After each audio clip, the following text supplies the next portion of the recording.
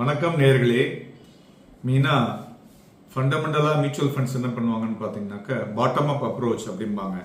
அதாவது ஒரு இந்த ஃபைனல் போர்ட்ஃபோலியோ ஃப்ரம் த யூனிவர்ஸில் எப்படி அவங்க கிரியேட் பண்ணணும் அப்படிங்கிறது. இதில் 3 ஃபில்டர் இருக்கு. ஒன்று எபிலிட்டி டு மானடைஸ் த ட்ரெண்டும்பாங்க. அதாவது என்னன்னாக்கா அந்த பிஸ்னஸ் அண்ட் த மேனேஜ்மெண்ட் எப்படி கேபிட்டலைஸ் த ஆப்பர்ச்சுனிட்டி, அதுதான் மானடைசேஷன் அப்படிங்கிறது.